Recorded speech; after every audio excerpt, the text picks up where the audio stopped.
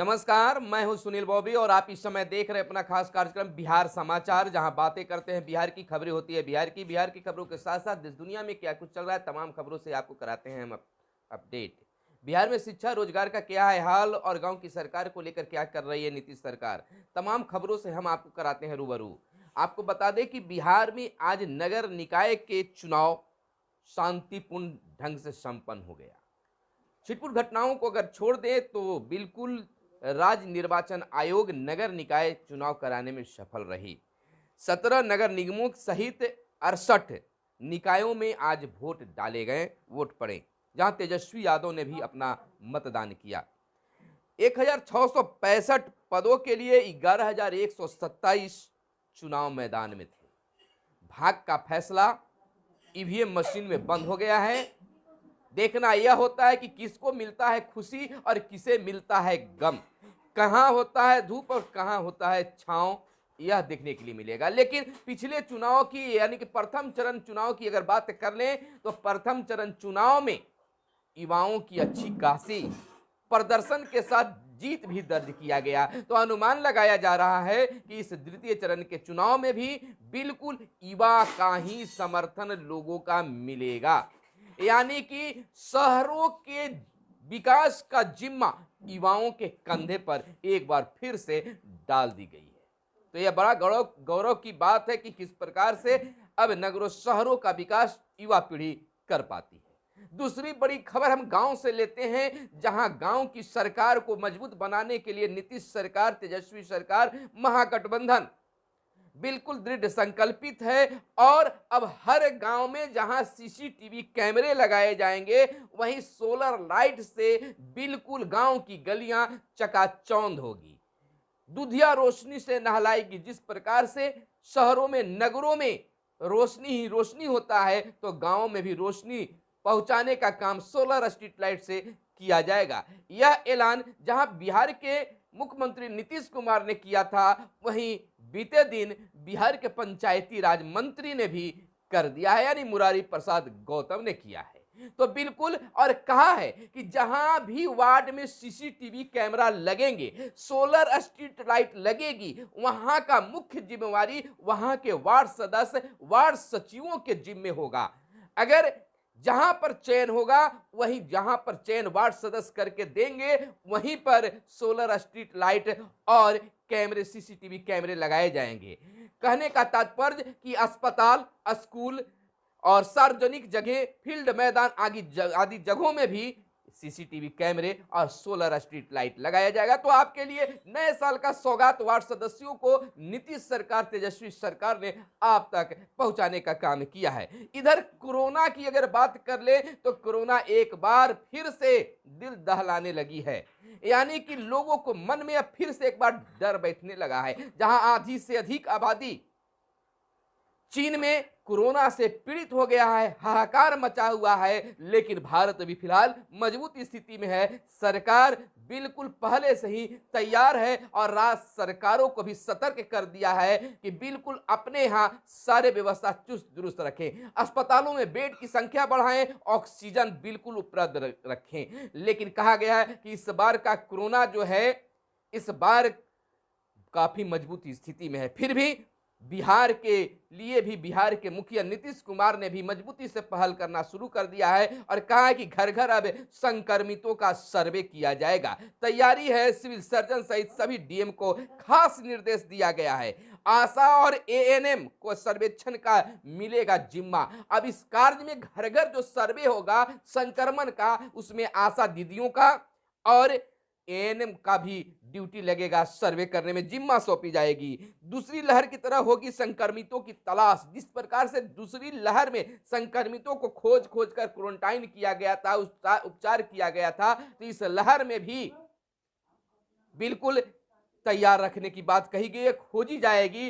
और कहा गया है कि अगर आपको कोरोना से बचना है तो यह मान लीजिए कि जहां कहीं भी आप भीड़ वाले स्थान में जा रहे हैं तो मास्क का उपयोग करना शुरू कर दे। प्रखंड स्तर पर कंट्रोल रूम बनाने की भी इस बार प्लानिंग है और गाइडलाइन का पालन जरूर करें। यह बिहार के मुखिया, बिहार के सरकार यानी कि मुख्यमंत्री नीतीश कुमार ने भी कहा है और बीते कई दिनों से लगातार भारत के प्रधानमंत्री नरेंद्र मोदी ने भी अपील किया है लोगों से कि सुरक्षित रहे और कोरोना से बचने का काम करे। और बिहार समेत देश भर में अस्पतालों में मॉक ड्रिल करवाया गया। मॉक ड्रिल का मतलब होता है कि किस प्रकार से कार्य करना है उसका पहले ही हम लोग हैबिट बना ले, कार्य कर को देखें कि किस प्रकार से हम कोरोना से बचेंगे। तो जहां देश स्तर पर अस्पतालों में मॉक ड्रिल करवाया गया तो बिहार के अस्पतालों में भी किया गया। लेकिन कहना कुछ और है, बिहार में तो कागज सड़कों पर मिलते हैं, यानी कि पेपर बीपीएससी को हो या एसएससी का हो यूं ही आउट हो जाता है। और बात कर ले मनीष कश्यप की, तो मनीष कश्यप ने भी बिहार के शिक्षा मंत्री प्रोफेसर चंद्रशेखर से धाकड़ इंटरव्यू लिया और बीपीएससी और अन्य एग्जामों में बिल्कुल पेपर लीक के मामले को उठाया। और बात कर ले पत्रकार मनीष कश्यप की, तो वो भी इन दिनों चर्चा में है। पूजा पांडे जो एक गायिका है और मनीष कश्यप जो एक पत्रकार हैं, दोनों के संबंधों के बारे में खूब वीडियो बनाए जा रहे हैं, खूब चर्चाएं गर्म है, चर्चा का विषय गर्म है। और मनीष कश्यप ने लाइव आकर लोगों से आग्रह किया है कि भाई वीडियो बनाने से मना नहीं कर रहा हूं, लेकिन थंबनेल पर मेरी मां के साथ कुछ अनाप शनाप ना लिखें, कस्में वाली और अन्य चीजों न लिखें। उन्होंने लाइव सेशन में यह भी बताया, अपने वीडियो में यह भी बताया है कि मैंने पूजा पांडे को 25 लाख की गाड़ी शादी से पहले गिफ्ट की है। ऐसे इस तरह की वीडियो बनाए जा रहे हैं, तो थोड़ा सा हतप्रद है। इस प्रकार से पत्रकारों के साथ में गलत करना शायद हमारे बिहार के लोगों को ठीक नहीं होगा। हम आपको बता दें कि मनीष कश्यप के नाम पर इतना विवाद क्यों? आखिर पहले जो मनीष कश्यप नकारात्मक सकारात्मक सभी तरह की खबरें बनाते थे, लेकिन आज उनके द्वारा बनाया गया हर खबर सकारात्मक होती है। चाह होता है कि बिहार का विकास कैसे हो। खैर बात की बात है, गलत करने वाले गलत करते रहेंगे, लेकिन उन्हें आने वाले समय में जरूर सजा मिलेगी। और इधर बात कर ले कि सेना दिवस परेड दिल्ली के बजाय बेंगलुरु में अब होगी, और वहीं हेलीकॉप्टर और जेट इंजन वाला विमान खरीदेगी अब बिहार सरकार। कैबिनेट का यह फैसला है। 10+2 बैठके की क्षमता का विमान खरीदने जाएगा। और इधर बिहार के शिक्षकों के लिए एक बड़ी खबर निकलकर सामने आ रही है कि नए साल 2023 में शिक्षकों का तबादला स्थानांतरण किया जाएगा। यानी कि जो 8 वर्षों से आपकी इच्छा पूरी नहीं हुई, वह स्थानांतरण के रूप में आपको सौगात बिहार सरकार के शिक्षा विभाग देने जा रही है। 8 वर्षों से लंबित था यह मामला और अब हरी झंडी सरकार की ओर से मिल गया है। तो जितने भी दिव्यांग और महिला शिक्षक हैं वह अब स्वस्थ हो जाए कि 2023 में अगर सब कुछ ठीक ठाक रहा, कोरोना का भरपूर योगदान नहीं रहा, तो बिल्कुल आपकी तबादला होगी। हमेशा शिक्षिकाएं हमें कॉल करके भी पूछा करती है कि सर तबादला का क्या है। तो तबादला का तो पूरा अभी पुख्ता नहीं है, लेकिन हरी झंडी मिली है। अगर कोरोना अगर बिल्कुल बिहार में नहीं रहा तो आपकी तबादला समय पर नए साल में होकर ही रहेगा। दूसरी बात हम बता दें कि परीक्षाओं में नकल प्लेग जैसी महामारी हाई कोर्ट ने कहा है कि जिस प्रकार से कोरोना है, प्लेग है, महामारी जितनी भी, उसी तरह से आज परीक्षाओं में नकल करना, चोरी करना यह माना जा रहा है। यह हाई कोर्ट का कहना है, सुप्रीम कोर्ट का कहना है। कहा नकल शिक्षा प्रणाली को बर्बाद कर सकती है। छात्र की परीक्षा रद्द करने की अपील खारिज की गई। और अब नई शिक्षा नीति के तहत कई बड़ी चीजें होने जा रही है अपने भारत में। 260 टीवी चैनलों के जरिए स्कूलों में पढ़ाई होगी। अब स्कूलों में मास्टर साहब के साथ साथ टीवी पर पढ़ाई करवाई जाएगी, जिसके लिए टीवी चैनलों पर 260 टीवी चैनल ऐसे बनाए जा रहे हैं जिसमें बच्चों को पढ़ाने का काम किया जाएगा। यह काम टीवी पर तो होगा ही, वहां पर शिक्षक महोदय जो रहेंगे गाइडलाइन करेंगे और बच्चे तो अब बच्चे रहेंगे टीवी पर ही पढ़ाई करेंगे। तो यह नई शिक्षा नीति में हो गया। पूरी की पूरी बैगलेस होने का तैयारी नई शिक्षा नीति पर किया जा रहा है। इधर हम आपको बताते चले कि राज्य में अगले साल खपत से अधिक बिजली उपलब्धता होगी। यानी बिहार में जितना बिजली खपत होता है उससे ज्यादा आपको उपलब्ध रहेंगे, तब तो बिहार बिल्कुल बिहार रहेगा। इधर सौर ऊर्जा उत्पादन को दिया जा रहा है बढ़ावा और 3 लाख किसानों को कृषि कनेक्शन दिए जाएंगे। जनवरी 1 और 2 को बंद रहेंगे नेचर सफारी। जिन भाइयों को अगर राजगीर घूमने जाना है तो 1 तारीख और 2 तारीख यानी 1 जनवरी और 2 जनवरी को राजगीर मत जाइए, क्योंकि वहां नेचर सफारी शीशे का बना हुआ पुल आपको टिकट नहीं मिलेगा, जाने की अनुमति नहीं मिलेगी, क्योंकि 1 जनवरी और 2 जनवरी को वहां बंद रहेगा। चुनाव वाले क्षेत्रों में 29 को खुले रहेंगे बैंक। जहां जहां चुनाव होंगे वहां 29 तारीख को बैंक खुले रहेंगे। जेईई एडवांस की परीक्षा 9 जिलों में और 3 पालियों में परीक्षा रद्द की जाए, माले की मांग है।